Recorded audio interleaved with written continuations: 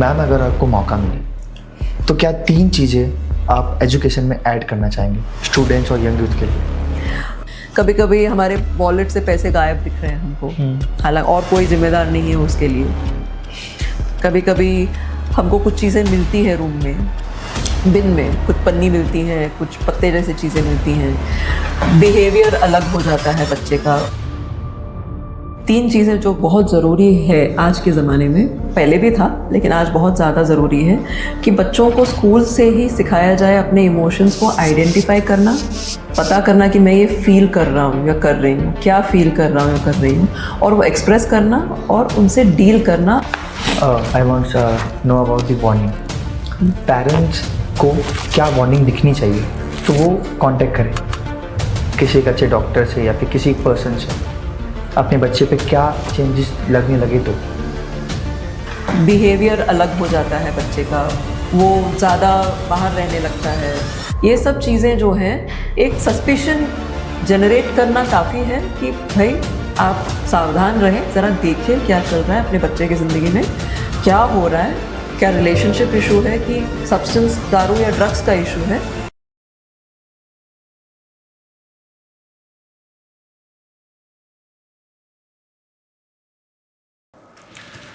Curiosity और coolness के चक्कर में जो यंग लोग हैं वो अल्कोहल और ड्रग्स कंज्यूम करना स्टार्ट कर। नमस्ते दोस्तों, आज हम पुणे में आए हैं अनंत फाउंडेशन के यहाँ पे। आज हमारे पॉडकास्ट में जुड़े हुए हैं सुजाता नायर जी। हम यंग यूथ में एक छोटी सी प्रॉब्लम है कि हम किसी भी चीज़ को बहुत जल्दी एडिक्टिव वे में कर लेते हैं। नमस्ते मैम। नमस्ते। सुजाता जी का स्वागत है हमारे पॉडकास्ट में। मैम, पॉडकास्ट में स्टार्ट करना चाहता हूँ मैं सबसे पहले कि एडिक्शन को आप डिफ़ाइन कैसे करते हैं? देखिए, एडिक्शन जो है वो कोई भी सब्सटेंस हो, दारू हो या ड्रग्स हो, उसका जो सेवन अति होता है उसकी वजह से जो शरीर में और जो पर्सनालिटी में बदलाव आते हैं और जो इंसान के मन में एक ऑब्सेशन और एक कंपल्शन निर्माण होता है वो उसका सेवन करने के लिए, डिस्पाइट उनका शरीर में क्या असर हुआ है, परिवार में क्या असर हुआ है, काम पे क्या असर हुआ है, इन सब एरियाज़ में डैमेज हो रहा है धीरे धीरे, लेकिन उनको वो नज़र आना बंद हो जाता है। उनका दिल, दिमाग, शरीर सिर्फ़ और सिर्फ वो जो सब्सटेंस है उसका सेवन करने में प्रेरित रहते हैं। उसको हम एडिक्शन बोलते हैं। ओके। एक ह्यूमन बॉडी के लिए इम्पॉर्टेंट है एडिक्शन? नहीं, बिल्कुल नहीं। तो फिर भी समाज में दिन प्रतिदिन ये बढ़ता क्यों जा रहा है? देखिए, समाज में एडिक्शन हमेशा से रहा है, ऐसा नहीं कि नया चीज़ है, लेकिन जो समाज में एक एस्केपिस्ट एटीट्यूड है, अवॉइडेंस एटीट्यूड है, टू नॉट फील कि हम क्या बोल सकते हैं कि जो हमको कोई पर्टिकुलर भावना पसंद नहीं है, वे फीलिंग सैड, अपसेट, एंग्री, हमारे अंदर जो उत्पन्न होती है, या हम डिस्टर्ब होते हैं या हम स्ट्रेस्ड आउट होते हैं, टेंशन में होते हैं, तो वो हमको नहीं चाहिए। उस वक्त हमको उससे भागना है। हमारी जो ज़िंदगी की स्थिति है, हमको रिज़ल्ट्स बहुत क्विक मिलने की ज़रूरत है। We want the results fast. हमारा जो ये विश्व है वो आज हमारे हथेली में सीमित हो गया है एक मोबाइल फ़ोन के थ्रू, तो हमको जो भी चाहिए इंस्टेंटली मिलता है। Addiction is a disease of wanting everything the way I want it, instantly, exactly in the time I want it in.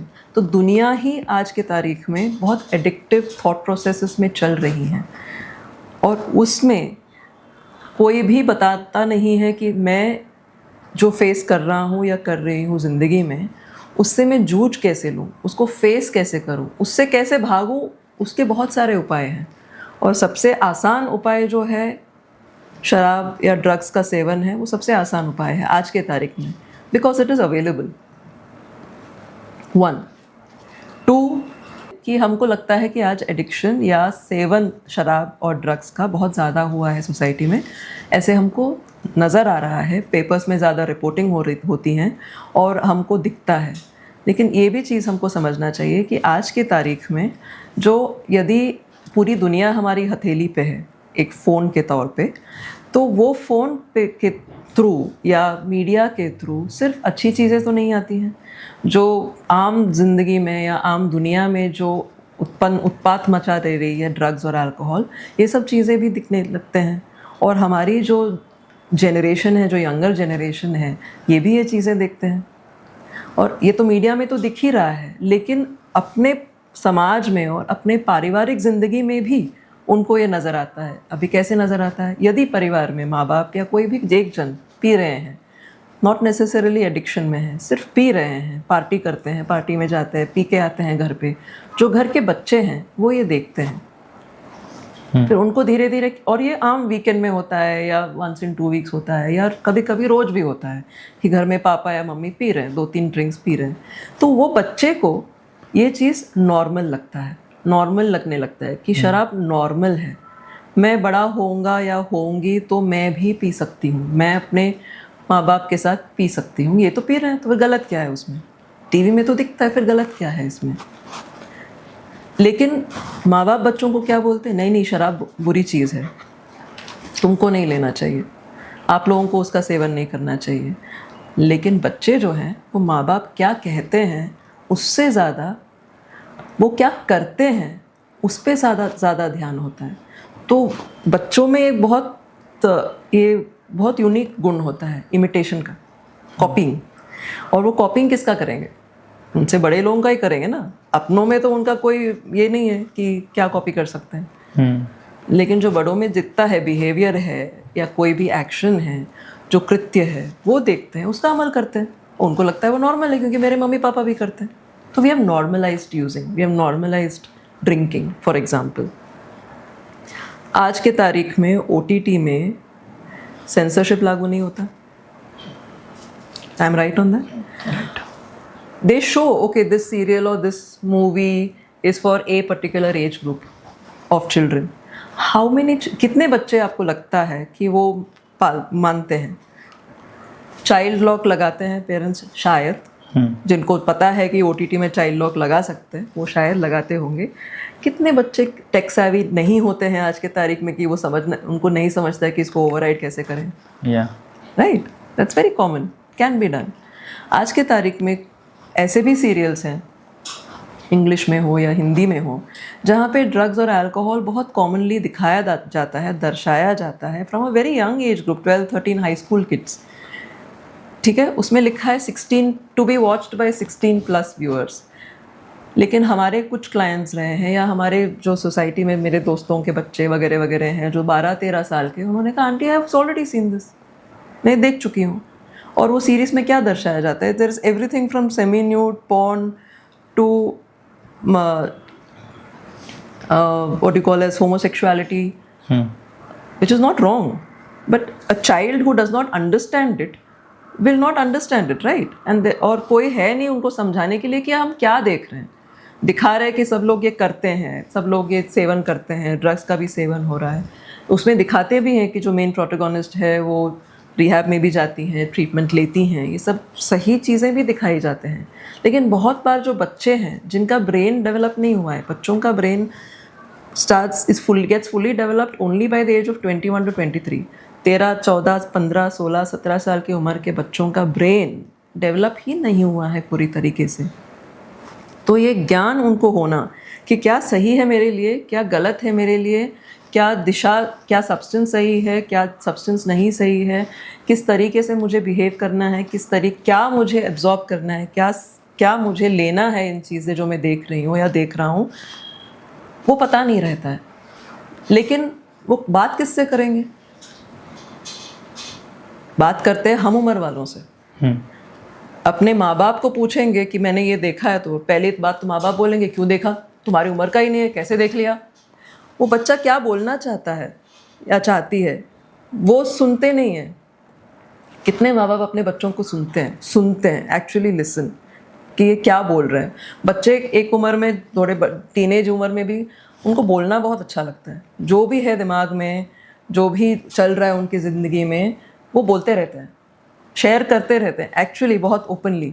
लेकिन जब माँ बाप कोई भी जो चीज़ वो बोल रहे हैं, शेयर कर रहे हैं, उसके खिलाफ रहेंगे तो तुरंत बोलेंगे उनको, तुमने ऐसे कैसे कर लिया, या इनसे कैसे बात कर ली, वो बुरा है, ये अच्छा कंपनी नहीं है, ये क्यों देख लिया। आप सुन नहीं रहे हो बच्चों को, तो बच्चों को भी ज्ञात होगा कि अरे मेरी तो कोई सुन नहीं रहा है, तो बोलना शेयर करना बंद कर देते हैं धीरे धीरे। ओके मैम, अगर किसी भी पदार्थ पे मेरा जो कॉन्सेप्ट माइंड है वो चेंज हो रहा है जी। वो 100x में काम कर रहा है, तो मैं वो चीज़ क्यों ना लूँ? इसलिए कि वो जो चीज़ है जो आपका मन दिमाग को 100 टाइम्स में काम करने के लिए प्रेरित करता है, वो एक भ्रम है वो सब्सटेंस का। क्या होता है, if I take an example of cocaine एक स्टिमुलेंट होता है जो हमारे विचारधारा को बहुत शार्प करता है, हमको ज़्यादा कंसंट्रेशन पावर देता है, ऐसे जो यूज़ करता है उनको लगता है। What does cocaine do in the brain actually? जो फील गुड हार्मोन है शरीर में, सीरोटोनिन करके, जो एंटी डिप्रेसेंट हार्मोन जो हमारे शरीर में नॉर्मली क्रिएट होता है, हम कोई भी चीज़ करते हैं जिनसे हमको खुशी मिलती है तो सीरोटोनिन निर्माण होता है। हम कोई भी अच्छा मूवी या कोई हम प्रियजन से मिलते हैं तो जो हार्मोन सिक्रेट होता है वो सीरोटोनिन होता है। लेकिन कोकेन क्या करता है, और हमारे शरीर में जितना सीरोटोनिन निर्माण होता है उतना ही रीएब्जॉर्ब भी होता है, जितना उसका यूज़ है वो ख़त्म होने के बाद रीएब्जॉर्ब होता है। लेकिन कोकेन जैसे सब्सटेंस को लेने से वो जो हार्मोन है वो कंटिन्यूअसली रहता है हमारे शरीर में, हमारे ब्लड स्ट्रीम में, हमारे ब्रेन में। तो वो इंसान कॉन्स्टेंटली एक constant rapid way of thinking में लगा रहता है, ठीक है। लेकिन जिस क्वांटिटी से वो शुरू करते हैं वो क्वांटिटी कभी रहता नहीं है। क्यों? क्योंकि अगर बहुत ज़्यादा ये केमिकल निर्माण होता है शरीर में और वो वापस शरीर एब्जॉर्ब नहीं कर पाता है ये ड्रग की वजह से, तो शरीर की जो प्रक्रिया है वो सब्सटेंस नॉर्मली निर्माण करने की वो ख़त्म होने लगती है। तो और कोकेन लगता है, वो और बॉडी को पुश करने के लिए और सब्सटेंस लगता है। एंड एक स्थिति पहुंचती है जब इंसान एडिक्टेड होते हैं कोकेन के लिए कि जितना भी क्वांटिटी यूज़ कर रहा हो, जो असर वो चाहते हैं वो होता नहीं है।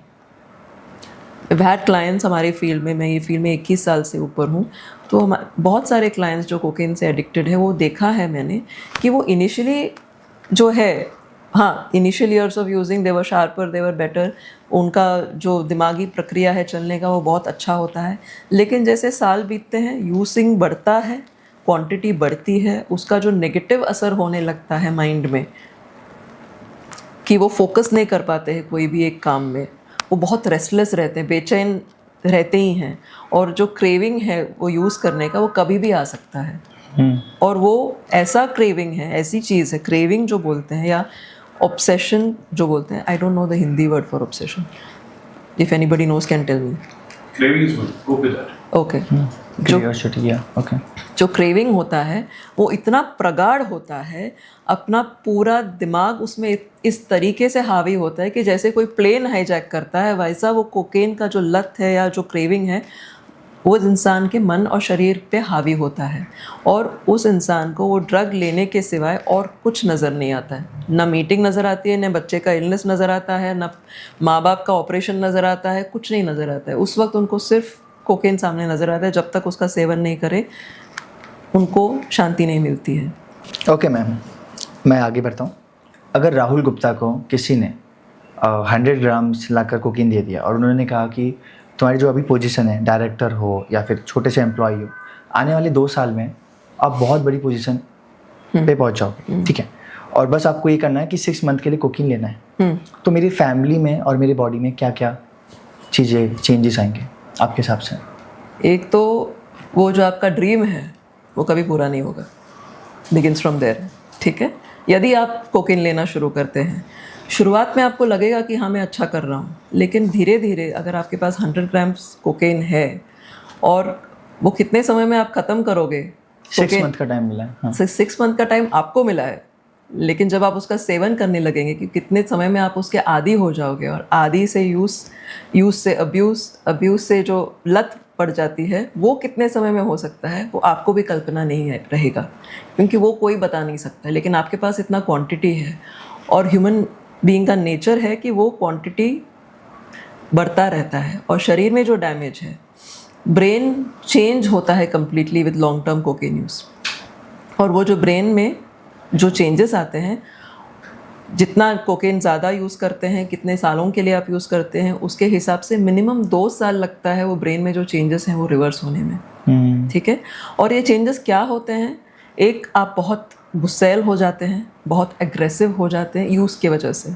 ठीक है। इम्पेशेंट हो जाते हैं, एकदम रेस्टलेस हो जाते हैं, इम्पल्सिव हो जाते हैं। इम्पल्सिव मतलब कोई भी चीज़ बहुत रिएक्टिव हो जाते हैं, बहुत जल्दी गुस्सा आने लगता है, कोई भी चीज़ आपको जल्दी जल्दी चाहिए, आपका अटेंशन फोकस की एबिलिटी धीरे धीरे उसकी क्षमता कम होती जाती है। आपका जो ध्यान है, जो जिस वजह से आप शुरू किए थे बिजनेस के लिए, उसका ध्यान वहाँ से हटके सिर्फ यूजिंग पे शिफ्ट हो जाएगा। और उस पर कितना समय लगेगा वो हर इंसान का इंडिविजुअल यूज़ और शरीर और मन का कैपेसिटी के हिसाब से है। फैमिली में हम फैमिली से धीरे धीरे एब्सेंट होने लगते हैं क्योंकि हमारा जो ध्यान है वो यूजिंग पे ज़्यादा होता है, तो फैमिली में असर कम हो जाता है, प्रेजेंस कम हो जाता है कि हमको माँ बाप को कहीं लेके जाना है, बीवी बच्चों को वेकेशन पे लेके जाना है, लेकिन इतने दिन हमको जाना है, तो उतने दिन में मैं माल कहाँ से हासिल करूँ, कहाँ से मिलूँ, कैसे छिपाऊँ, कैसे ट्रैवल करूँ। बहुत सारे क्लाइंट्स हैं हमारे जो रह चुके हैं, जो और या पेपर में पढ़ते हो कि बहुत लोगों को पकड़ा जाता है, बहुत लोगों को पकड़ा नहीं जाता, तो लेके जाते हैं अपने साथ यूज़ करने के लिए, यूजिंग में बिजी रहते हैं, ना कि फैमिली के साथ टाइम बिताते हैं। ओके मैम, तो नेक्स्ट क्वेश्चन, अगर मैं जैसे अब हम सोसाइटी और यंग पर्सन के साथ में हैं, तो अगर कोई young person stress, breakup, career pressure या लोनलीनेस में है, अगर वो गुजर रहा है चीज़ों पे, तो क्या लगता है आपको कि ड्रग्स, अल्कोहल को छोड़ के कोई हेल्दी ऑप्शन है? अगर कोई यंग बंदा या बंदी अपनी ज़िंदगी में लोनलीनेस या स्ट्रेस या एजुकेशनल स्ट्रगल्स या करियर स्ट्रगल्स या इन सब चीज़ों से जूझ रहे हैं या जूझ रही हैं, तो शराब या ड्रग्स इसके इलाज नहीं है। क्यों? क्योंकि ये जो सब्सटेंसेस है, शराब या ड्रग की फितरत है कि जो आपके अंदर भावनाएं हैं उसको और बढ़ावा दे या उसको बधिर करे कुछ घंटों के लिए, लेकिन जो प्रॉब्लम से आप गुजर रहे हैं वो प्रॉब्लम वही का वही रहेगा या और प्रगाढ़ हो जाएगा, कम नहीं होने वाला है। तो इसलिए सही इलाज या सही सॉल्यूशन है, एक, अपने परिवार वालों से शेयर करिए कि मुझे ये हो रहा है, या आप किसी प्रोफेशनल हेल्प ढूंढ सकते हैं through counselling, through psychological counselling, जो आपको सही दिशा, सही उत्तर आपके अंदर से निकलवा सकते हैं, क्योंकि उत्तर आपके अंदर है, सिर्फ उस तक पहुंचने का जरिया आपको नहीं पता है। जो एक प्रोफेशनल आपको हेल्प कर सकती है, जो आपसे भावनात्मक तरीके से जुड़ा नहीं है, तो वो अनबायस्ड है। Hence I would say seek help when you need it, help is available, मदद है, लीजिए। Okay ma'am, if we are in youth, one of the most common drug in youth? देखिए, आज जो देखा गया है, जो मेरे नज़र में है कि यंग जनरेशन में गांजे का यूज़ बहुत ज़्यादा हो रहा है, और हमारे पास जो लोग आए हैं मदद के लिए, गांजे के एडिक्शन के लिए आए हैं, जो लोगों को लगता है कि उनको लगता है कि ये नेचुरल है, इसलिए ये एडिक्टिव नहीं है, ये हार्म नहीं करता है, उल्टा हमको शांत करता है, शांत रखता है। ये सब मेरे पास जो आए हैं यंग बच्चे, उन्होंने ये बोले हैं, तो आई कैन शेयर दैट कि एक, हमको शांत रखता है, हम औरों को तकलीफ़ नहीं दे रहे हैं, हम वायलेंट नहीं हैं, बट द पॉइंट बीइंग कि आप वायलेंट नहीं हो, लेकिन आप कुछ यूज़फुल भी नहीं कर रहे हो। आप जब गांजा फूकते हैं या उनका यूज़ ज़्यादा हो जाता है, तो आपको कोई भी चीज़ में इंटरेस्ट कम होने लगता है, पढ़ाई में कम होने लगता है, किसी और लोगों से मिलने में कम होने लगता है, कोई भी काम अपनी लाइफ में करने के लिए वो इंटरेस्ट नहीं रह जाता है। उसको मोटिवेशन सिंड्रोम बोलते हैं। वो बहुत बड़ा भागीदार हो जाता है आपकी ज़िंदगी में, आप दिशाहीन बन जाते हो इसके ज़्यादा यूज़ करने से। इनिशियली आपको लगता है शुरुआत में कि इससे मेरा जो टेंशन है, जो स्ट्रेस है, वो कम होता है, ये गांजे से मेरा एंग्जाइटी कम होता है, लेकिन ये जो चीज़ जो इनिशियली एंग्जाइटी कम कराती थी, वो बाद में उसको बढ़ाने लगता है। तो ये जो प्रक्रिया है, और हमारे ब्रेन में जो चेंजेस होते हैं, गांजा यूजुअली यंग लोग, आज के लोग बहुत कम उम्र से शुरू करते हैं, दुनिया भर में 14, 15, 16, 17 साल की उम्र से शुरू करते हैं। ये उम्र ऐसा है, जो मैंने पहले भी कहा है, कि आपका ब्रेन डेवलप नहीं हुआ है पूरी तरीके से।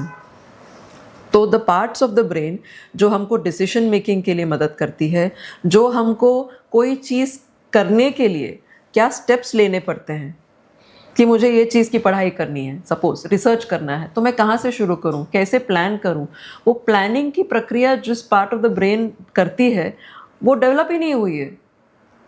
तो वो जब जो डेवलपमेंटल स्टेजेस है वो डिले होते जाते हैं marijuana गांजा की वजह से।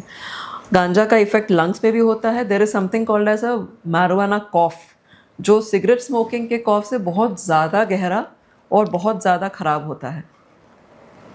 marijuana की गांजे की वजह से हार्ट भी अफेक्ट होता है, अटेंशन डेफिसिट होता है, लोग फोकस करना उनको मुश्किल पड़ने लगता है इवेंचुअली। जो उनको लगता है गांजा फूक के अपना फोकस और बहुत बढ़ता है, गेम्स खेलने लगते हैं लोग, वीडियो गेम्स खेलते हैं गांजा फूकने के बाद, उनको लगता है कि और बेहतर खेल रहे हैं। Eventually the quantum of consumption increases, धीरे धीरे बढ़ता है। और जो इश्यूज आपको डील करना रहता है ज़िंदगी में, यदि आप एडल्ट हो अपने बच्चों के साथ, या यदि आप हम कम उम्र के हैं तो आपके करियर में, आपके पढ़ाई में, तो आपको इंटरेस्ट नहीं रहता है डील करने, आप साइड में रखते हैं, डिले करने लगते हैं, प्रोक्रेस्टिनेट करने लगते हैं। तो कहाँ से गांजा नेचुरल और हर्बल और नॉन एडिक्टिव हुआ है? हमने हमारे पास जो आते हैं ट्रीटमेंट के लिए, हमारे पास जो आते हैं ट्रीटमेंट के लिए, उनमें ये भी देखा जाता है कि आजकल जो गांजा मिलता है उसमें जो एडिक्टिव कंपोनेंट है टेट्राहाइड्रोकैनाबिनॉल, वो इतनी मात्रा में है कि वो मानसिक रोग निर्माण करते हैं जो यूज़ करते हैं लंबे अरसे तक और ज़्यादा क्वांटिटी में उनके अंदर। तो मानसिक रोग को जूझना वो एक अलग फिर स्टोरी हो जाती है, उनका इलाज अलग होता है। फिर एडिक्शन का इलाज करो तो एक वो कॉम्प्लिकेटेड सिचुएशन निर्माण होता है। उसकी वजह से बहुत सारे कंट्रीज़ में हाँ लीगलाइज किया गया है, रिक्रिएशनल यूज़ भी लीगलाइज किया गया है, मेडिसिनल यूज़ भी लीगलाइज किया गया है, क्योंकि there is a lot of medicinal use but it is of the cannabinoid component of the ganja, not the tetrahydrocannabinol. वो एडिक्टिव कंपोनेंट होता है, कैनाबिनॉइड कंपोनेंट मेडिकल यूज़ के लिए किया जाता है। लेकिन ये जो ज्ञान और ये जो अवेयरनेस होना चाहिए वो नहीं है आज के यूथ में अबाउट दिस पर्टिकुलर सब्सटेंस। इसलिए अगर अब वर्ल्ड ओवर देखा जाए तो cigarette use has been look down upon but marijuana use is accepted without understanding what can be, कि ये बिना समझ के कि इसकी वजह से क्या हानि पहुंच सकता है हम पे। ओके मैम, आपने अब वही रास्ता दिखा दिया कि पर्सन जब ड्रग्स में या फिर कोई भी ऐसी पदार्थ ले रहा है जिससे वो अपने माइंड को एक अच्छी लेवल तक पहुंचा दे, बट उसका डाउनफॉल और साइड इफ़ेक्ट्स कैसे आते हैं? देखिए, और कितने समय के बाद आते हैं? कोई भी सब्सटेंस हो, शराब हो या ड्रग्स हो, कोई भी प्रकार का ड्रग हो, एक लेवल के बाद इंसान इतना आदी हो जाता है उसका कि धीरे धीरे उस सब्सटेंस की ज़रूरत महसूस होती है। एक होता है कि वांटिंग टू यूज़ एंड दूसरा होता है नीडिंग टू यूज़। मतलब शरीर में जिस वजह से हम वो सब्सटेंस का सेवन ले रहे थे, शराब या ड्रग्स का सेवन ले रहे थे, वो जो केमिकल्स हमारे शरीर में निर्माण होते थे ज़्यादा, वो उनका निर्माण प्रक्रिया ही अफेक्ट होता है, वो धीरे धीरे कम होने लगता है। तो इसके वजह से क्या होता है कि वो स्थिति में पहुंचने के लिए सब्सटेंस का सेवन ज़्यादा होने लगता है।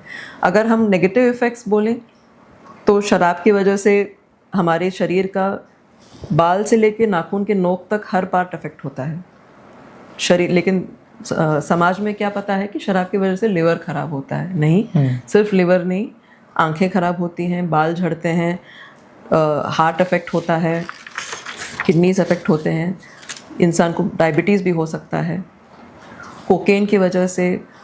और मानसिक दिखा जाए तो डिप्रेशन भी हो सकता है, लेकिन वो सब्सटेंस इंड्यूस्ड डिप्रेशन है। It is not the actual depression जो इंसान को होता है, क्लिनिकल डिप्रेशन जिसको हम बोलते हैं। ठीक है, इंसान का health, wealth, social life, family life, सारा चीज़ अफेक्ट होता है, क्योंकि जब कोई भी यूसेज लत की तरफ निर्माण होता है, कन्वर्ट होता है, तो उस वक्त जो जिस सब्सटेंस का सेवन करते हैं वो हमको कंट्रोल करने लगता है और हमारा ज़िंदगी सिर्फ उसके इर्द गिर्द घूमने लगता है। तो हमारे जीवन के हर क्षेत्र में हमको अनमैनेजेबिलिटी महसूस होता है, हेल्थ में, काम में, सोशल लाइफ में, फैमिली में, क्योंकि we are not present for anything in the family, correct. जो भी हम सब्सटेंस लेते हैं उसकी वजह से हमारे शरीर और मन में असर पड़ता है over a period of time. Over a period of time जब सब्सटेंस यूज़ लत में परिवर्तित होता है तो वो सब्सटेंस हमको कंट्रोल करने लगती है।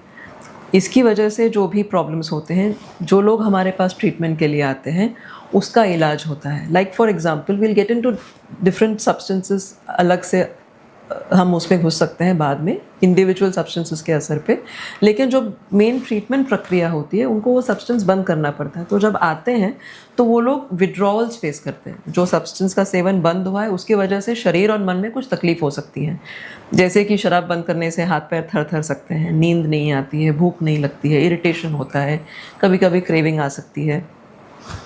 और भी कोई हेरोइन बंद करते हैं तो बदन दर्द होता है एक्सट्रीमली। गांजा बंद कर देते हैं तो लोगों को भूख कम लगने लगती है बहुत बार, और नींद में भी इफ़ेक्ट होता है। तो ये सब चीज़ों के लिए हम थोड़े दिन के लिए डॉक्टर जो हमारे पास साइकेट्रिस्ट हैं वो दवाई देते हैं ताकि ये सारी जो विड्रॉल्स के सिम्टम्स हैं वो थम जाए और इंसान जो हम कर रहे हैं ट्रीटमेंट प्रोसेस उसमें ज़्यादा ध्यान दे सकें, खुद पे ज़्यादा ध्यान दे सकें। तो एक 7 हफ्ता 10 दिन में ये सब दवाइयाँ टेपर ऑफ करके बंद कर देते हैं। और हमारी जो प्रोग्राम ट्रीटमेंट प्रोसेस है वो मेनली नॉन मेडिकल होता है, और इंसान उन्हीं को हम लेते हैं जो खुद के मन से आते हैं, उसको वॉलंटरी बोलते हैं, ना कि हम कोई इंसान को उठा के लेके आते हैं। खुद के मन से, इच्छा से जो अपना ड्रग्स का सेवन बंद करना चाहते हैं उनको हम एक्सेप्ट करते हैं। और हमारे पास रहने के बाद जो अब जब आते हैं तो उनका जो इलाज होता है वो काउंसलिंग है या मेडिटेशन प्रोसेसेस है, वो सब जो प्रोग्राम है वो हम साथ में रहते हैं, काउंसलर साथ में रहते हैं, डॉक्टर साथ में रहते हैं। तो हम अवेलेबल हैं एक 24 घंटे के पीरियड में उस इंसान के लिए कभी भी बात करने के लिए। और ये एनवायरनमेंट ऐसा है कि वो रेगुलर ज़िंदगी जी रहे हैं अवे फ्रॉम द सब्सटेंस, लेकिन वो सीखते हैं, उनको रियलाइज़ होता है कि ये सेवन करने से मेरे अंदर क्या क्या हानि हुई है, सिर्फ शारीरिक रूप से नहीं, मानसिक रूप से क्या क्या हानि हुई है, मेरी पर्सनालिटी कैसे बदल गई है, मेरी क्या आइडेंटिफिकेशन है मेरे साथ, खुद के साथ। ये सब्सटेंस लेने के बाद, शराब पीने के बाद मैं क्या बन जाता हूँ, या कोकेन लेने के बाद क्या बन जाता हूँ, गांजा लेने के बाद मेरा क्या मानसिक स्थिति होती है, मैं कैसा इंसान बन जाता हूँ, वो मैं नहीं हूँ। वो समझ हमारे पास ट्रीटमेंट में आएंगे तब उभरता है। क्योंकि जब कोई भी इंसान फंसते हैं, लत में एक्टिव रहते हैं या एक्टिव यूजिंग में रहते हैं, तब उनको ये सब चीज़ें नज़र नहीं आती। लाइक फॉर एग्ज़ाम्पल, एक इंसान ने मुझे कहा था कि जब वो ट्रीटमेंट में आए तो उनके लिवर में प्रॉब्लम था, उनको दर्द होने लगा पेट में, मसल्स में क्रैम्प्स आने लगे, etcetera etcetera, muscle tone weak हो गया था। तो ये बोले ये सब तो मैं जब पी रहा था तो नज़र नहीं आ रहा था, तब मुझे पता नहीं चल रहा था। तो मैंने इतना ही बोला कि शराब is the one of the oldest anaesthetics used in the world. उसकी वजह से आपको ये सब चीज़ें थी आपके शरीर में, हो रही थी, आपको ज्ञात नहीं हो रहा था क्योंकि शराब का पर्क था। तो ये समझ भी जब तक शराब बंद नहीं होती हमको समझ में नहीं आता कि क्या डैमेज हो रहा है हमारी ज़िंदगी में, हमारे शरीर में। ओके मैम, आपके पूरे करियर में सबसे ज़्यादा टफेस्ट सब्सटेंस आपने कौन सा देखा?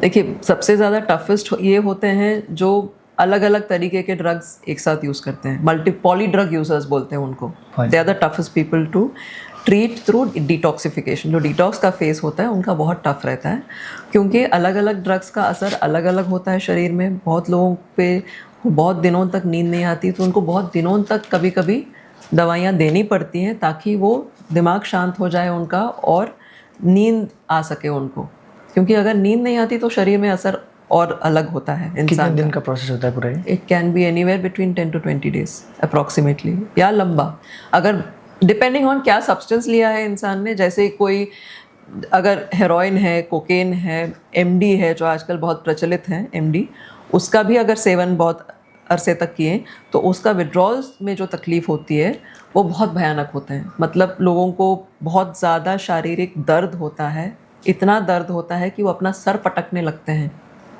दीवार पे या कांच पे, इतना दर्द होता है, तो वो दर्द को सहन नहीं कर पाते हैं, इसलिए वो ड्रग्स नहीं बंद कर पाते हैं।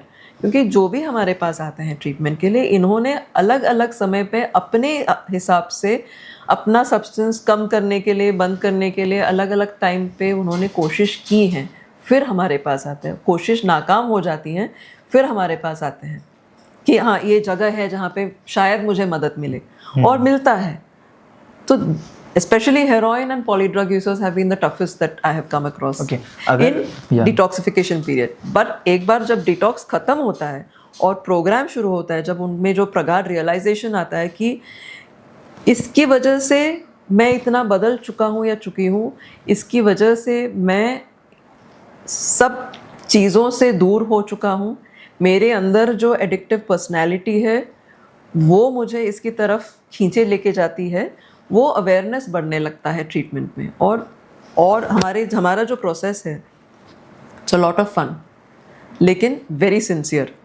लॉट ऑफ फन क्यों? क्योंकि हम मूवीज़ के लिए लेके जाते हैं, खाने के लिए लेके जाते हैं बाहर, हमारे पास प्रोफेशनल पूल टेबल है, एवरीथिंग, सिंगिंग होता है, कैरेओके होता है, लेकिन हर चीज़ के पीछे थेरेपी छिपा होता है। ओके मैम, डिटॉक्स की प्रोसेस में कौन से बॉडी पार्ट में सबसे ज़्यादा पेन होता है, या फिर पेन कहाँ होता है? ओके, जो सब्सटेंस है, मेफेड्रॉन है, उसका असर, it makes you hyper, it makes you active, it makes you sharp, at the same time it makes you very aggressive, and it increases your sexual desire. This drug is used for chemical sex parties. उसका street name MCAT है और म्याओ म्याओ है। क्यों है? क्योंकि वो जब use increase होता है उसका, तो जो शरीर में जो स्वेट होता है, पसीना निकलता है, उसमें जो बिल्ली का पेशाब है उसका गंध आने लगता है। बिल्ली का पेशाब का गंध कभी आपने सूंघा है? मतलब आप सूंघे बिना रह नहीं सकते, मतलब वेदर यू आप एक 100 फीट दूर हो तो भी वो बहुत प्रगाढ़ है। इंसान का पसीने का गंध वैसा ही हो जाता है, इसलिए इसका स्ट्रीट नेम म्याओ म्याओ और MCAT है। It's a purely chemical substance drug, not made from any natural source. Cocaine का फिर भी नेचुरल सोर्स है कोका प्लांट, गांजे का मैरिजुआना प्लांट, LSD जो एसिड बोलते हैं, it's a fungus from the maize plant. Okay, Okay. But MD has become very popular nowadays. Again, it is cheap. अच्छा मैम, मुझे पता नहीं आपने सुना है कि नहीं सुना है, ये अगर आपको पता है, अगर किसी को अल्कोहल से अगर छुटकारा चाहिए जी, तो गाँव में उसे जो घोड़ा उसका पेशाब पिलाते हैं। अच्छा, ये नहीं पता था, ये न्यूज़ है मेरे लिए। ऐसा होता है, तो उसमें कुछ होता है जिससे मतलब एक कहते हैं ना, साइको स्पिरिचुअली एक तरह से आप नहीं पीते हो, पता नहीं क्या है। और अगर मैं बोलूँ, चंडीगढ़ में मैंने सुना है, चंडीगढ़ में हमारे यहाँ पे माथा टेक के आते हैं तो भी नहीं पीते, तो क्या है रीज़न, क्या है? सी आई कैन नॉट टॉक। वो घोड़े का पेशाब पिलाते हैं, वो उसका मैंने सुना भी नहीं है, लेकिन माथा टेकने के बाद शराब बंद होती है, वो एक आध किस्से होंगे। ऐसे बहुत सारे प्रार्थना स्थल हैं जहाँ पे हमारे पास ट्रीटमेंट के लिए आए हैं लोग, जो बोलते हैं ना, साम दाम दंड भेद सब ट्राई कर चुके हैं, अलग अलग मंदिरों में जा चुके हैं, मत्था टेक चुके हैं, गुरुओं के पास गए हुए हैं, पूजा पाठ कर चुके हैं, हवन कर चुके हैं, दवाइयाँ ले चुके हैं, लेकिन लत बंद नहीं होती। क्योंकि लत कहाँ पे है? हमारे अंदर है ना, बाहर वो सब्सटेंस में नहीं है। जो केमिस्ट्री निर्माण होती है इंसान और सब्सटेंस के बीच में, ब्रेन में, वो जो है वो एडिक्शन पे जब पहुंचता है तो इलाज, फिर वो सब्सटेंस का सेवन तो सब्सटेंस लेना तो बंद हो जाता है, होना बहुत ज़रूरी है ट्रीटमेंट के पहले, लेकिन फिर वो इंसान का इलाज हो रहा है ना। तो इंसान का इलाज कैसे होगा अगर कहीं मत्था टेकने जाए या कहीं बाहर दवाइयाँ ले या कहीं और ले? ये वन ऑफ केसेस है कि वो जो होता है असर। ओके मैम, मैं आपको एक सिचुएशन देता हूँ जिसमें आप मुझे बताइए कि एक पर्सन का माइंड अलग अलग तरह से कैसे काम करेगा। पहला, कोई पर्सन है जो क्यूरियोसिटी में उसने ड्रिंकिंग करना स्टार्ट किया। सेकंड, कूल बनने के लिए स्टार्ट कर दिया। थर्ड, 20 ईयर्स 21 ईयर्स का है, जैसे मेरी एज है, I don't have any knowledge, मैंने स्टार्ट कर दिया। ठीक है, किसी ने दिया, आपको तो पता है आज के टाइम पे पहले लत डाली जाती है। वंदना मैम ने बताइए, घर के नीचे 4 दिन खड़ा रहेगा पर्सन, बस एक बार नाम लिया। तो ये तीनों चीज़ों में डिफरेंस क्या है? एक जो आपने बोला कि क्यूरियोसिटी में पीते हैं, बराबर है। क्यूरियोसिटी में पीते हैं मतलब उनको देखा है, ऐसा आप कह रहे हैं कि इनको ज़रूर पता है कि शराब पीने से क्या हो सकता है ये, और लोगों को पीते हुए देख के फिर उन्होंने सोचा कि मेरे साथ क्या हो सकता है। ये इंसान पीने के बाद बहुत स्टाइलिश लगता है, ये इंसान पीने के बाद बहुत स्मार्ट लगता है, तो मैं भी पी के देखता हूँ। एक curiosity, what will happen to me, वो एक होता है। दूसरी बात, लेकिन असर शराब का सेम ही होता है। दूसरी बात कि मैं कूल बनने के लिए पी रहा हूँ। कूल बनने के लिए पी रहा हूँ का मतलब है I think I am uncool, कि मेरे में कॉन्फिडेंस की कमी है, सेल्फ एस्टीम की कमी है, मैं बात करने में दिक्कत हिचकिचाता हूँ, तो शायद मुझे लगता है कि शराब पीने के बाद मैं अलग बन सकता हूँ, अलग इंसान बन सकता हूँ, और कॉन्फिडेंट हो सकता हूँ, और कॉन्फिडेंट हो सकती हूँ पीने के बाद। और तीसरा इंसान है जिनको पता ही नहीं है कि ये शराब है, किसी ने ग्लास ऑफर किया, पानी की तरह लिए और पी लिए। शराब सेम है, उसका असर तीनों इंसानों में एक जैसा ही होगा। क्या असर होता है प्राइमरीली? एक तो नशा होता है। नशे में क्या होता है, इंसान की जो क्षमता है ये समझने के लिए, ये मुझे ऐसे बात करनी चाहिए या नहीं करना चाहिए, ये बर्ताव करना चाहिए या नहीं करना चाहिए, उसकी जो सीमा होती है, हमारे बर्ताव की जो सीमा होती है समाज में, वो उसका हम उल्लंघन करने लगते हैं, छोटी मात्रा में या बड़ी मात्रा में। छोटी मात्रा में ज़्यादा हंसने लगते हैं, एनर्जी ज़्यादा आती है। छोटी सी छोटी चीज़ जो हम नहीं पिए हुए होते हैं तो हम उस बात पे हंसते नहीं, उस पे हंसी आने लगती है। थोड़ा और सेवन, थोड़ा और लें शराब, तो अगर लड़की है सामने तो ज़्यादा अट्रैक्टिव लगने लगती हैं। और जो हम पहले दिक्कत होती थी हमारे अंदर, हिम्मत नहीं आती थी लड़की से बात करने के लिए, तो हम और ज़्यादा आसानी से बात करते हैं। ओके मैम, WHO के अकॉर्डिंग अल्कोहल ड्रग्स की क्या सेफ लिमिट्स हैं?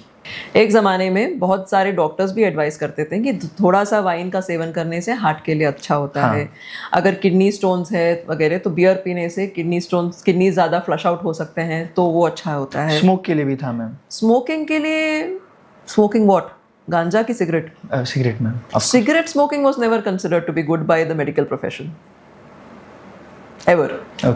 Okay.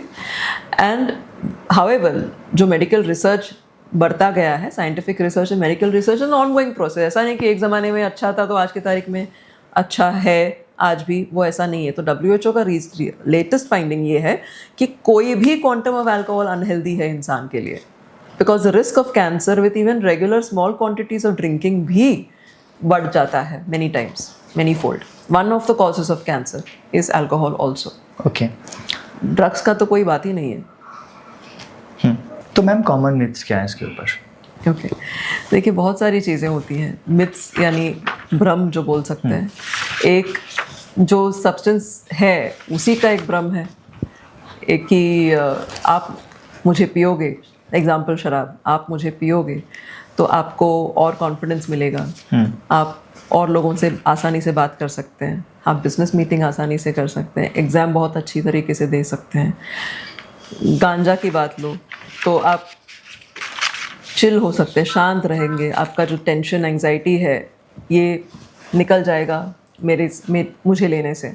तो ये एक भ्रम, बहुत बड़ा भ्रम है जो शराब या ड्रग्स खुद हमको देती हैं जब हम उनको लेते हैं। तो ये जो भ्रम है ये सिर्फ इनिशियल शायद कुछ समय तक रहता है, फिर जो है शराब और टेंशन निर्माण करता है, गांजा जो है और एंग्जाइटी निर्माण करता है, स्ट्रेस निर्माण करता है, जो पहले हमको लगता था कि हमको शांत करा रहा है।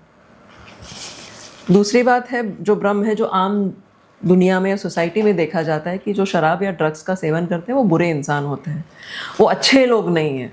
अपने बच्चों को कहते हैं कि उनके पास मत जाओ, उनसे बात मत करो, वो शराब लेता है, वो गंजेड़ी है, ये ड्रग्स लेता है वो बच्चा।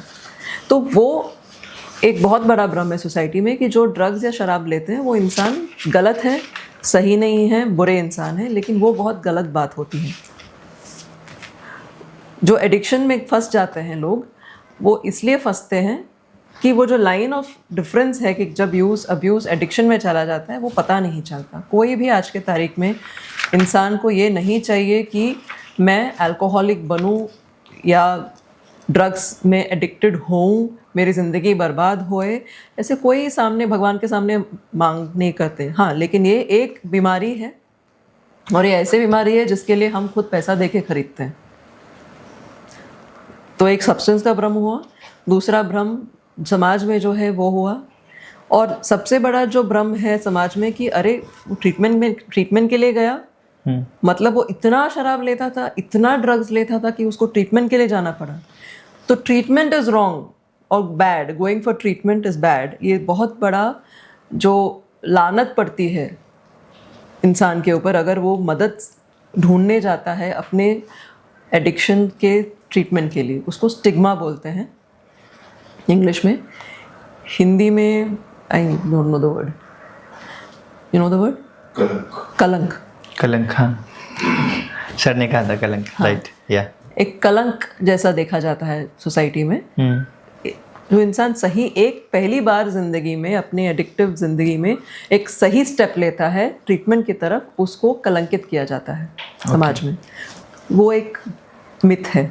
एक और मिथ है कि शराब एकदम से बंद नहीं करना चाहिए, ड्रग्स एकदम से बंद नहीं करना चाहिए, उसको टेपर ऑफ करना चाहिए। टेपर ऑफ कभी नहीं होता, ज़िंदगी भर कोशिश कर चुके हैं टेपर ऑफ करने की, बंद नहीं होता जब वो ये बीमारी में फंस जाते हैं। चलेगा। मैम, मुझे आप ना डॉक्टर के वे से सही से बताइए, इफ़ अगर मैं रिहैब में आ रहा हूँ जी, सो मेरा ट्रीटमेंट कैसे स्टार्ट होगा? बिकॉज लोगों को बहुत अलग अलग वे में कन्फ्यूजन है कि डिटॉक्स अलग है और ट्रीटमेंट अलग है। what we do is that before the person comes to us for admission for treatment, we take the psychological assessment and the physical assessment and biochemical testing, यानी blood test करते हैं before the person comes into us, ताकि we understand what is the state of the person and to avoid any untoward emergency situations that can surface in treatment after stopping the substance। जो हमारे पास आते हैं उनको substance बंद करना रहता है, टेपर ऑफ तो करते नहीं हैं, ठीक है, वो बंद करना रहता है। तो बंद करने के बाद उनको कुछ तकलीफ़ें हो सकती हैं, उसको कहते हैं विड्रॉल्स। वो स्टेज होता है जो इनिशियल स्टेज है ट्रीटमेंट का। जैसे वो आते हैं विड्रॉल्स में होते हैं उनको, जैसे कि शराब बंद करने की वजह से हाथ पैर थर सकते हैं क्योंकि वो नर्व्स अफेक्ट होता है over long term use of शराब, तो नर्व्स मिसफायर होते हैं। कुछ लोगों को फिट्स भी आ सकती हैं, सीजर्स, मिर्गी जो बोलते हैं, पहली बार ज़िंदगी में मिर्गी भी आ सकती है शराब बंद करने के बाद। उनको हैल्यूसिनेशंस हो सकते हैं कि जो चीज़ें नहीं हैं वो दिखता है, या जो चीज़ें नहीं है वो सुनने में आता है। ये सब विड्रॉल्स का भाग है, उसको डेलीरियम ट्रेमेंस बोलते हैं। अगर इंसान को वो होता है तो उनको हॉस्पिटल में तुरंत एडमिट करना बहुत ज़रूरी होता है, वो ट्रीटमेंट अलग होता है। तो ये सब की हिस्ट्री हम पहले लेते हैं, इंसान हमारे पास आने के पहले। एक बार हमारे पास आते हैं तो जो भी तकलीफ़ें हो सकती हैं उनको, उसका ज्ञात हमको ऑलरेडी रहता है।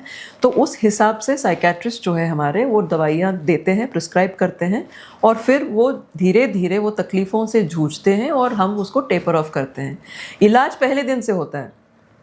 इलाज का मतलब क्या है? काउंसलिंग पहले दिन से होता है, क्योंकि ये दवाइयों की वजह से वो शांत हो जाते हैं, उनको खुद पे फोकस आना शुरू हो जाता है, उनका खाना बढ़ता है, उनका शरीर नॉर्मलाइज, रेगुलराइज हो जाता है, ताकि वो और ध्यान दे सकें कि सामने वाला क्या बात कर रहे हैं। ओके मैम, इफ़ वो पर्सन को नहीं आना है तो फैमिली क्या कर सकती है? सो हम फैमिली जो फ़ोन करते हैं उनको उनके पास उनका एक ये डर रहता है कि हम इस इंसान को कैसे ट्रीटमेंट में लाया जाए, ठीक है, क्योंकि वो लोग ऑलरेडी बहुत कुछ चीज़ें ट्राई कर चुके हैं अपने जो एडिक्शन में घिरे हुए उनके लिए ट्रीटमेंट दिलाने के लिए।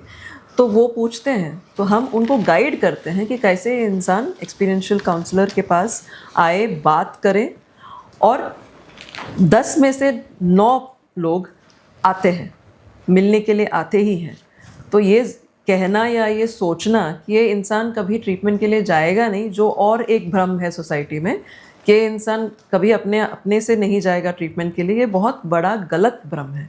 अगर हम समय दें, सही गाइडेंस दें फैमिली को, तो इंसान ज़रूर आ सकता है ट्रीटमेंट के लिए। ओके मैम, जो नॉर्मल रिहैब सेंटर्स होते हैं वहाँ पे 25 to 30 लोग रहते हैं एक साथ, तो ये सिंगल क्लाइंट ट्रीटमेंट ये क्या है, तो आप समझा सकते हैं थोड़ा? ज़रूर। जो हमारे पास जो आते हैं लोग जिनको अपनी जो पहचान है सोसाइटी में उनको उसको प्रोटेक्ट करके रखना है, एट द सेम टाइम उनको अपनी बीमारी के लिए इलाज भी चाहिए, क्योंकि जैसे हमने पहले ये कॉन्वर्सेशन में बात किया कि ये जो बीमारी है सोसाइटी में बहुत स्टिग्मेटाइज्ड है, कलंकित है। क्यों? कलंकित इसलिए है क्योंकि उनको भ्रम है कि जो इंसान उसका इलाज के लिए जा रहा है उसको अपने आप पे कोई कॉन्फिडेंस नहीं है, वो बंद नहीं कर सकता है अपने आप से जो ले रहा है, से जो शराब या ड्रग्स ले रहे हैं, मतलब वो वीक इंसान है, वो बुरा इंसान है, वो सही नहीं है, वो समाज के लिए हानिकारक है, ऐसा एक भ्रम है। और इंसान ही ऐसे लोग हैं जो दूसरे इंसान को नीचे गिराने में वक्त नहीं बिताते। That is the fact of the matter today in society world over. सिर्फ हमारे भारत में नहीं है, दुनिया भर में ये है, कलंकित है ट्रीटमेंट और एडिक्शन के लोग। और जो लोग हमारे पास सिंगल क्लाइंट के लिए आते हैं उनका मतलब यह है कि उनकी शायद उनकी एक इमेज होती है सोसाइटी में जो उनको प्रोटेक्ट करना है, और ये इसलिए वो चाहते हैं कि मेरा ट्रीटमेंट अकेले हो। अभी सिंगल क्लाइंट मतलब वो उनका ट्रीटमेंट हम अलग जगह लेते हैं, जो एक्सपीरियंशियल काउंसलर्स हैं वो साथ में रहते हैं, डॉक्टर साथ में रहते हैं, उनको एक टेलर मेड प्रोग्राम बनाया जाता है उनके इलाज के लिए अलग तरीके से, ताकि उधर मैक्सिमम कॉन्फिडेंशियलिटी मेंटेन रहे उनका और एनोनिमिटी मेंटेन रहे, उन गोपनीयता मेंटेन रखें। हालांकि ये हम हर क्लाइंट के साथ मेंटेन करते हैं, जो गोपनीयता है, कॉन्फिडेंशियलिटी है, हर क्लाइंट के साथ मेंटेन करते हैं, भले 3-4 क्लाइंट के साथ भी हो, लेकिन ये जो इंसान है उनको थोड़ा ज़्यादा लगता है उससे भी, तो हम उस हिसाब से वो सर्विस प्रोवाइड करते हैं। जैसे ट्रीटमेंट सेम है, देखिए जो ट्रीटमेंट प्रोग्राम है वो सेम है, उसमें कोई फ़र्क नहीं है, सिर्फ फैसिलिटीज़ अलग प्रोवाइड करते हैं। इट्स लिटिल मोर लग्जोरियस और मोर आइसोलेटेड फैसिलिटी रह सकता है, and that is the only thing. We travel with the client, एक उनके जीवन के इर्द गिर्द वो प्रोग्राम डिज़ाइन किया जाता है उनके लिए। और ऐसे भी लोग हैं जो सिर्फ अपनी गोपनीयता नहीं मेंटेन करना चाहते हैं, लेकिन दूसरे लोगों के साथ ट्रीटमेंट खुद का नहीं करना चाहते। बहुत सारी चीज़ें हैं जो उनको लगता है कि शेयर करना पड़ेगा, या हो सकता है दूसरे लोग समझे तो सही नहीं रहेगा मेरे आगे के ज़िंदगी के लिए, तो उनके लिए हम ये अलग ये सर्विस प्रोवाइड करते हैं। ओके मैम, कभी ये जो लग्जरियस पर्सन्स हैं जो इतना अच्छे से रहते हैं, कभी कोई भागा है? नहीं, कोई भी केस में नहीं? नहीं। क्यों? क्योंकि वो खुद की मर्ज़ी से आते हैं। ओके वो आधा जो प्रॉब्लम है वहीं पे सॉल्व होता है जब इंसान को खुद एहसास होता है कि मुझे मदद की ज़रूरत है, और वो मदद लेने के लिए प्रेरित होते हैं एक दूसरे इंसान से मिलके, जो वो अनुभव कर रहे हैं फ़िलहाल, उनसे ऑलरेडी चल चुके हैं और आज बहुत बढ़िया ज़िंदगी जी रहे हैं ट्रीटमेंट लेने के बाद, तो वो एक प्रेरित होते हैं वो करने के लिए। ऐसे इंसान कभी भागता नहीं है। ओके हाँ।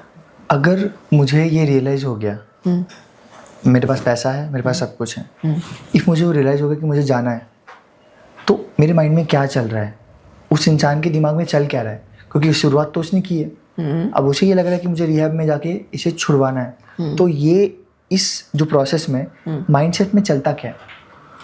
बहुत ज़्यादा उलझन चलती है, क्योंकि उनको ज्ञात है मानसिक तरीके से कि मैं अपने लिए सही नहीं कर रहा हूँ, बहुत ज़्यादा हो रहा है। फॉर एग्ज़ाम्पल अगर सिर्फ शराब लें तो बहुत ज़्यादा पीना हो रहा है, इतना झूठ बोलना पड़ रहा है मुझे, क्योंकि मैं बहुत ज़्यादा पी रहा हूँ, लेकिन औरों को दिखाना नहीं चाहता। क्यों नहीं दिखाना चाहते? और लोग मतलब परिवार वाले वो देखेंगे कि मैं कितना सही में पी रहा हूँ, तो वो लोग मुझे रोकने की चेष्टा करेंगे, और मैं बंद नहीं कर सकता। मैं बंद नहीं करना चाहता वो नहीं है, बंद नहीं कर सकता, मेरे से बंद हो नहीं रहा है। एक बार मैंने शुरू किया पीना तो ये मुझे ही नहीं समझ में आ रहा है कि हो क्या रहा है मेरे साथ। मैं तो पहले 2-3 ड्रिंक आराम से पीता था या पीती थी, अभी क्या हो रहा है मेरे कंट्रोल में नहीं आ रहा है। ये उलझन खुद जो पी रहे हैं, खुद जो बीमारी से ग्रस्त है, उनको ही पता नहीं है कि ये बीमारी है, उनको ही ये ज्ञान नहीं कि ये एडिक्शन है, ये बीमारी है। क्योंकि इसलिए वो सब बहुत ज़्यादा टाइम लगता है खुद आने के लिए। ओके क्योंकि पहले जो है कि मैं इससे डील कर सकता हूँ, आई कैन हैंडल इट, ये भी एक भ्रम है जो खुद जो ग्रस्त है इस बीमारी में, उनको लगता है, उनका मन कहता है उनको कि मैं ये हैंडल कर सकता हूँ। क्या सच में फैमिली रिस्पॉन्सिबल है कि वो एडिक्टिव हो गया है? क्योंकि 16 साल के लड़के को कहाँ से एडिक्शन मिलेगा, उसको कहाँ से वो पुड़िया जो आप कहते हैं वो मिलेगी? वो ढूंढने जाए तो भगवान भी मिलता है। वो लड़का ढूंढने गया ना, जो आप पहले पूछे थे क्यूरियोसिटी के बारे में, क्यूरियोसिटी अबाउट डिफरेंट सब्सटेंसेस, ये लूँगा तो क्या होगा। कुछ बच्चे, कुछ लोग ऐसे वायर्ड हैं क्यूरियस कि ये करूँ, तो वो इंसान का क्यूरियोसिटी सिर्फ ड्रग्स लेने तक नहीं है या पुड़िया लेने तक नहीं है, वो हर क्षेत्र में क्यूरियस रहेंगे कि मुझे क्यों बोला गया कि ये मत करो, तो उसी तरफ प्रेरित होता है इंसान करने के लिए। वो इंसान का नेचर है कि कोई चीज़ मना करे तो उसी तरफ और आकर्षण होता है।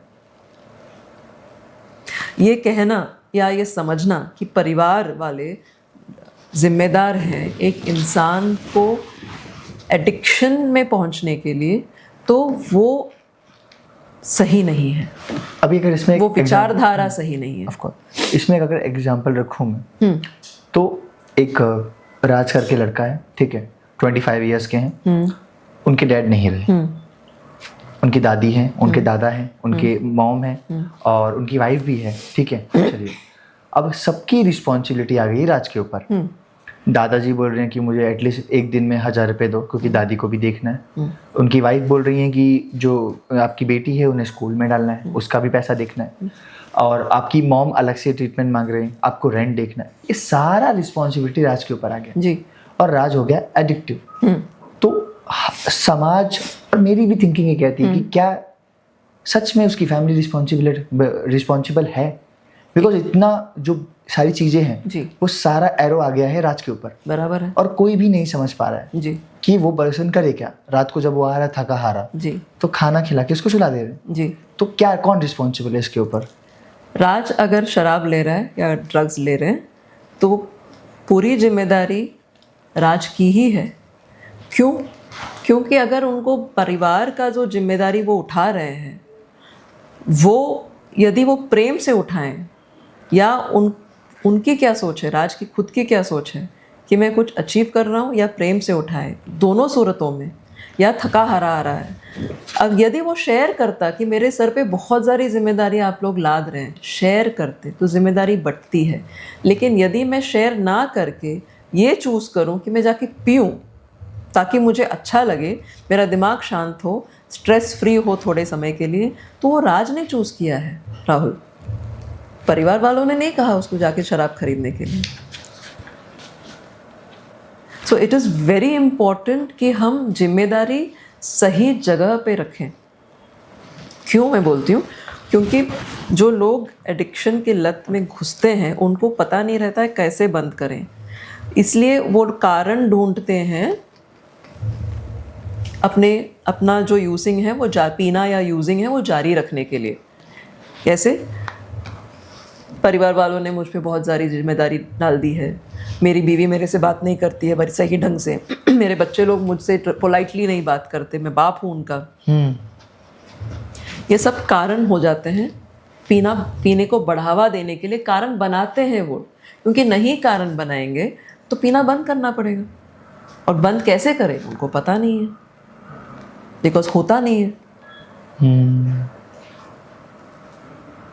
You get that? So, ये समझना बहुत ज़रूरी है कि जितना ये लोगों को मदद की ज़रूरत है उतना ही परिवार वालों को मदद चाहिए, क्योंकि पी ये रहे हैं, नशे में ये हैं, ये तो पी नहीं रहे हैं, लेकिन इनको उनके नशे के बाद का जो बर्ताव है उनको झेलना पड़ता है। नशे के बाद का जो स्थिति है, नशे की वजह से जो स्थिति निर्माण होती है परिवार में, उसका अनुभव करना पड़ता है, क्योंकि वो तो पी नहीं रहे हैं ना, वो तो नशे में नहीं है। तो उनकी जो भावनात्मक दृष्टिकोण बन जाता है, या जो उनकी जो अपनी वजूद खो जाता है, उनकी जो बहुत सारी बीवियां हैं, बच्चे हैं, खुद के वजूद खो जाते हैं, क्योंकि उनको लगता है कि वो जिम्मेदार है कहीं ना कहीं इनको प्रेरित करने के लिए, पीने के लिए या ड्रग्स यूज़ करने के लिए। वो खुद को कहीं ना कहीं जिम्मेदार ठहराने लगते हैं। तो ये अपना बर्ताव ऐसे बनाते हैं कि मैं ये बोलूँ कि ये पीने जाएंगे, बोलेंगे कि मेरी वजह से पिए, या मैं ये करूँ तो ये पीने लगेंगे मेरी वजह से, बोलेंगे कि मेरी वजह से पिए हैं, तो मैं कैसे जीऊँ, कैसे बर्ताव करूं, कैसे बात करूं। परिवार वालों को भी उतना ही मदद की ज़रूरत रहता है। उसको हम कोडिपेंडेंसी बोलते हैं, जो वंदना जी हैंडल करती हैं। तो ये कहना बहुत गलत रहेगा। तो आप जब ये कहते हैं तो जो ये बीमारी से पीड़ित हैं उनको तो और कारण मिल गया। इन्होंने तो बोला कि परिवार वाले भी जिम्मेदार हो सकते हैं मेरे पीने के लिए। बट ये दो नंबर्स हैं, 99 और 1%। 99% फैमिली बोल रही है, 1% वो खुद आ रहे हैं जी। तो ये तो यही बोल रहा है कि उन्हें ऐसा कहीं ना कहीं लगने लगा है या फिर है सच में कि दे आर रिस्पॉन्सिबल। नो, देखिए, परिवार वाले क्यों फ़ोन करते हैं? क्योंकि जो इंसान जो पी रहे हैं या ड्रग्स यूज़ कर रहे हैं वो पीने और ड्रग्स यूज़ करने में धुत हैं। वो मदद मांगने के लिए नहीं तैयार है क्योंकि उनको लगता नहीं है उनको प्रॉब्लम है। जब वो यूजिंग में है तो उनको अपने इर्द गिर्द क्या घट रहा है उसका ज्ञान कम रहता है, इसलिए परिवार वाले फ़ोन करते हैं, ना कि उनको लगता है कि वो रिस्पॉन्सिबल है। क्योंकि वो बेबस महसूस करते हैं खुद को कि वो कुछ नहीं कर सकते इस इंसान को इससे बचाने के लिए, क्योंकि उन्होंने सारी कोशिशें कर चुकी हैं। ओके, मुझे ना एक साइकोलॉजिकली आप बताइए, अगर राहुल ड्रग्स कंज्यूम कर रहा है, not alcohol, yes, only drugs consume कर रहा है, यस, तो फैमिली कैसे डिप्रेस हो रही है, मेंटली उनके ऊपर क्या ट्रॉमा आ रहा है? Rahul, I will put Rahul in different age groups. या राहुल अगर 14-15 साल का है ओके और ड्रग्स ले रहा है तो राहुल 14-15 साल में स्कूल या कॉलेज में पढ़ाई कर रहा है, ठीक है। इंडिपेंडेंट पर्सन, फैमिली देखते हैं, फैमिली के ऊपर, फैमिली देखते हैं कि उसका पॉकेट मनी ज़्यादा हो रहा है, वो परिवार के साथ कम बैठ रहा है, वो दोस्तों के साथ ज़्यादा रह रहा है, उसकी पढ़ाई में मार्क्स कम हो रहे हैं, वो स्कूल में जा नहीं रहा है, स्कूल से कंप्लेंट आ रहे हैं, कॉलेज से कंप्लेंट आ रहे हैं। तो परिवार वाले तो सोचने लगेंगे ना कि क्या हो रहा है भाई। एक तो उनको पता नहीं रहता है, तो फिर वो ढूंढने लगते हैं कि क्या चल रहा है राहुल की ज़िंदगी में। फिर पता चलता है कि अरे ये तो ड्रग्स ले रहा है, अरे ये तो यहाँ जा रहा है, अरे ये तो वहाँ जा रहा है, तो रोक टोक लगेगी। तो परिवार वालों का भी ज़िंदगी इफेक्ट होता है। एक कौन से माँ बाप को अच्छा लगेगा कि अपना बच्चा, अपनी ज़िंदगी, हेल्थ ख़राब हो रही है, सोशल लाइफ ख़राब हो रही है, मार्क्स कम हो रहे हैं ड्रग्स की वजह से। कौन से माँ बाप को नहीं लगेगा कि उसको मदद के लिए फ़ोन करना चाहिए, ढूंढना चाहिए, क्योंकि खुद करने की चेष्टा तो करते ही हैं, पॉकेट मनी बंद करके या मार धाड़ के वो सब, लेकिन बंद होता नहीं है। चोरी करने लगता है राहुल, पापा के पॉकेट से, पर्स से चोरी करने लगता है, जाके वापस वही करता है जो उसको करना चाहता है। That is one age group. What so they call, family will call कि मुझे नहीं पता क्या करना है, कैसे मैं मदद करूँ मेरे बेटे का, क्या करूँ, तो वो कॉल आता है। Cut to Rahul 25-26 year old, ठीक है, एट एन एज कि वो काम करना चाहिए, गर्लफ्रेंड होना चाहिए या at least some a partner in life होना चाहिए राहुल को। लेकिन relationships break, you are seeing more relationships breaking off उसकी ज़िंदगी में। परिवार वालों को दिखता है कि ये काम में जाता है, 4 महीने बाद झगड़ा करके छूट जाता है, पीना बढ़ रहा है, पी के जा रहा है काम पे, ऑफिस से कंप्लेंट आ रहे हैं, बॉस के फ़ोन आ रहे हैं कि राहुल किधर है, बोला तो है कि जा रहा है ऑफिस, पहुंचता नहीं है। परिवार वाले चिंतित तो होंगे ही ना। राहुल तो फ़ोन नहीं कर रहा है मदद मांगने के लिए, परिवार वाले तो ढूंढेंगे कि कहाँ से मदद मिल सकती है, क्योंकि वो तो पीए में नहीं है। Correct. Cut to Rahul 60 year old, पी रहे हैं, बंद नहीं कर पा रहे हैं, सुबह से रात तक पी रहे हैं या शाम से सुबह तक पी रहे हैं। बच्चे बड़े हो रहे हैं, बच्चों का बीवियाँ भी आई हैं या पतियाँ भी हैं या जो भी है पार्टनर्स हैं, देख रहे हैं अपने पिता को ये स्थिति में। पिता काम करना छोड़ दिए हैं, बिजनेस में लॉसेस हो चुके हैं, लेकिन वो बंद नहीं कर पा रहे हैं, झगड़े होते हैं, बच्चे छोड़ के जाते हैं। ये अलग अलग स्थितियाँ बोल रही हूँ।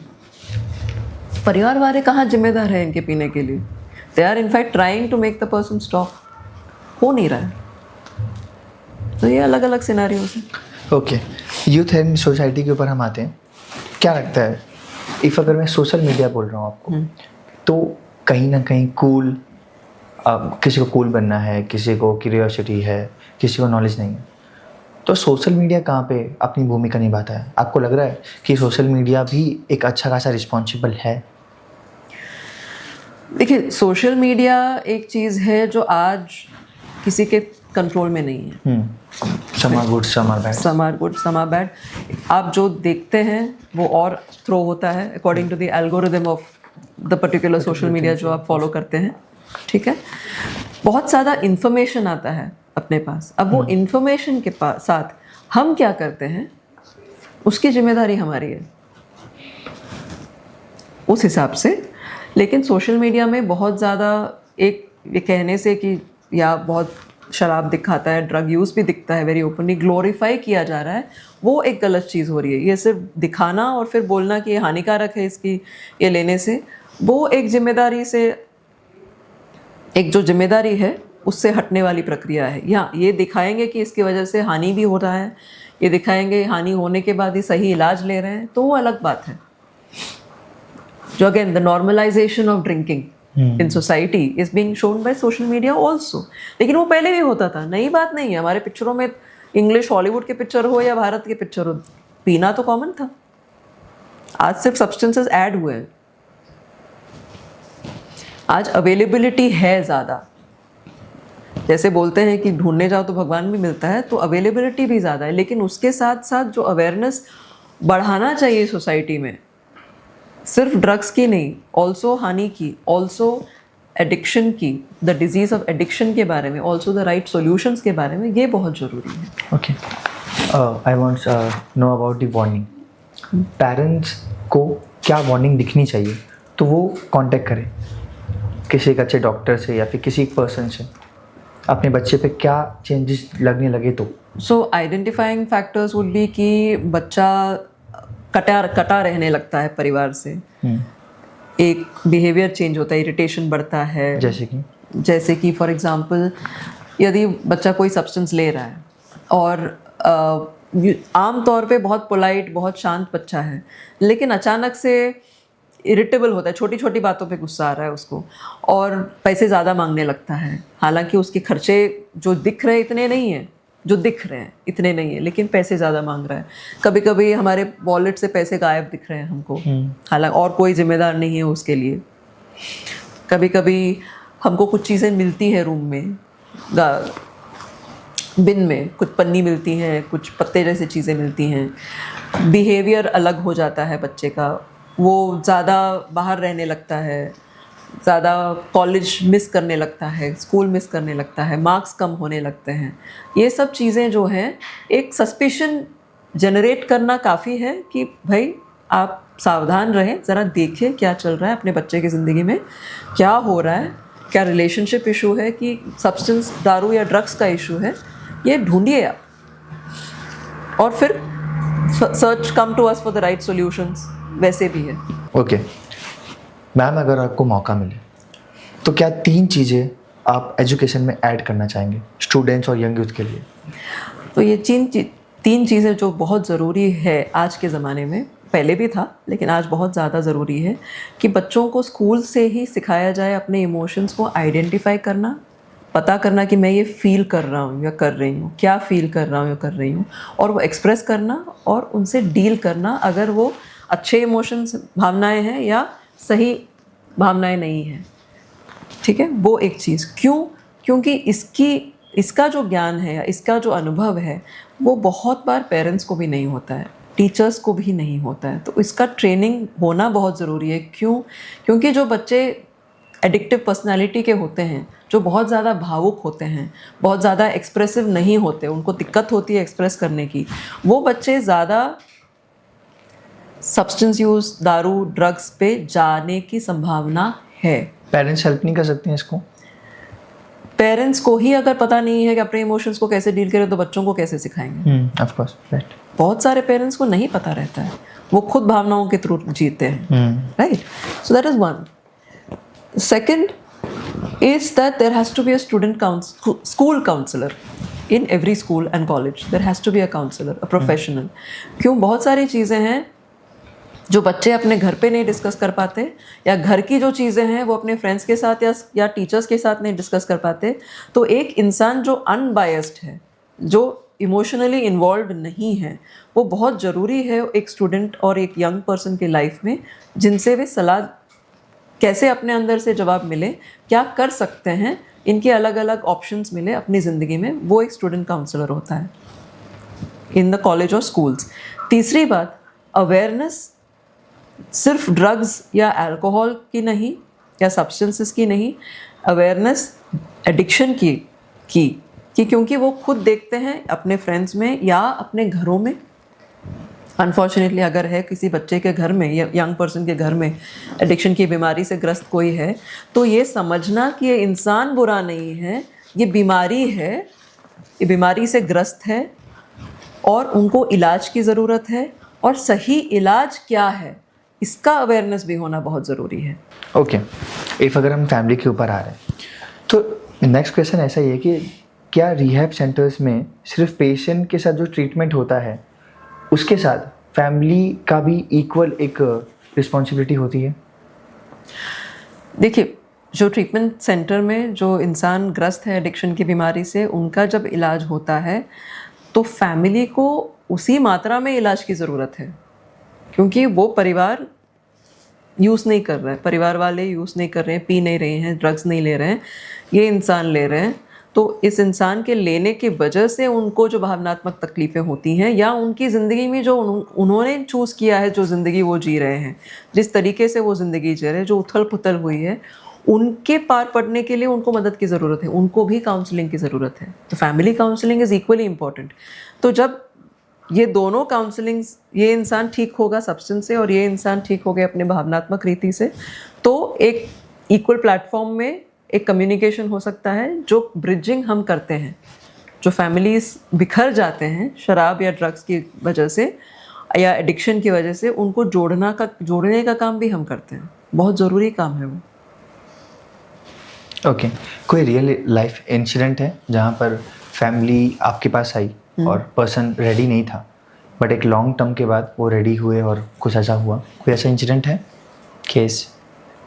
ऐसे बहुत सारे हैं जो मैं स्पेसिफिक्स में नहीं जा सकती, लेकिन बहुत बार परिवार वाले चूँकि फ़ोन करते हैं हमको, हम उनको गाइड करते हैं कि वो इंसान को कैसे मोटिवेट करे सिर्फ एक इंसान से मिलाने के लिए जो ऑलरेडी गुजर चुके हैं इनसे और आज बहुत अच्छी ज़िंदगी जी रहे without needing to use drugs और drink alcohol.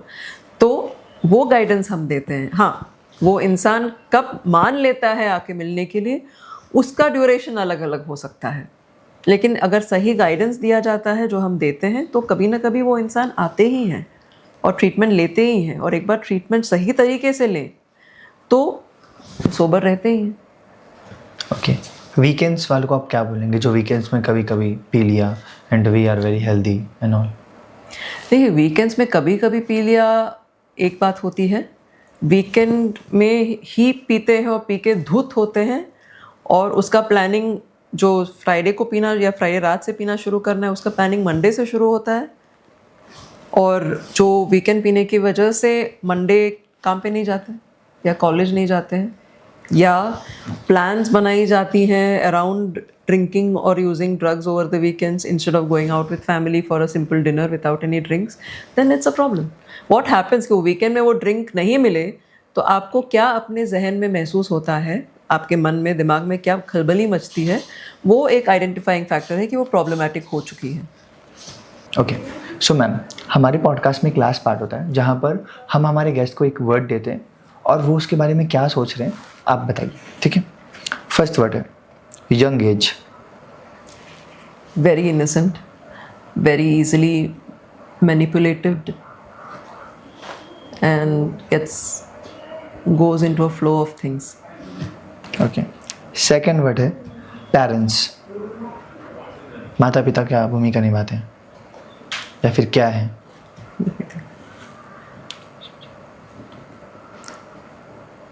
For parents, I would say treat your child with love, always with love, and never give up on them. Third and last word Sujata Nair. बचपन से डॉक्टर बनने की चाहत थी, और बड़ी हुई या बढ़ने के समय पे देखा कि शराब की वजह से खुद के परिवार में कुछ लोग गुजर गए, बहुत बेबस एहसास हुआ। मेडिकल कॉलेज पहुंच के डॉक्टर तो बनी, फिर फील्ड ऑफ गैस्ट्रोएंटरोलॉजी में काम किया 1 साल, ये बिना सोचे कि 5 साल बाद मैं फील्ड ऑफ एडिक्शन में काम कर रही होंगी। और इधर पहुंच के समझा कि ये लोग जो एडिक्शन की बीमारी से ग्रस्त हैं, सोसाइटी के बहुत अच्छे लोग हैं। सिर्फ उनमें अपनी भावनाओं को डील करने की क्षमता कैसे मिले, वो ज़्यादा इम्पोर्टेंट है समझना। And today life is beautiful. मैं हर दिन मेरे पास जो आते हैं, मेरे जो लोग मदद के लिए आते हैं, उनसे सीखती ही हूँ। तो मैं आज भी अपने आप को एक स्टूडेंट का ही रोल देखती हूँ, स्टूडेंट के ही रोल में देखती हूँ खुद को। And what I know I share, what I have experienced I share, and I grow every day with my people. या ओके, सो मैम अभी सारे कैमराज आपकी तरफ हैं, and the last part is young youth को जो drug addict है या फिर नॉर्मल भी है, आप क्या मैसेज देना चाहते हैं यंग यूथ को? उन्हें डेली हैबिट्स में क्या रखना चाहिए, उन्हें लाइफ में आगे क्या सोचना चाहिए, फैमिली के साथ, टीचर्स के साथ क्या ट्रीट करना चाहिए? To the youth I would say keep it light. अपनी ज़िंदगी बहुत बड़ी है, बहुत खुशहाल हो सकती है, प्रोवाइडेड आप उसको वैसे रखें। मदद है, आपको जो भी एहसास हो रहा है, जो भी तकलीफ़ें हो रही हैं, हेल्प इज़ अवेलेबल, मदद है, अवेलेबल है, उसकी तरफ हाथ बढ़ाइए और अपनी ज़िंदगी खुशहाली से जिए। That's it. सो यही था हमारा पॉडकास्ट। मिलते हैं नए गेस्ट के साथ, नए डे के साथ। जय हिंद, जय भारत।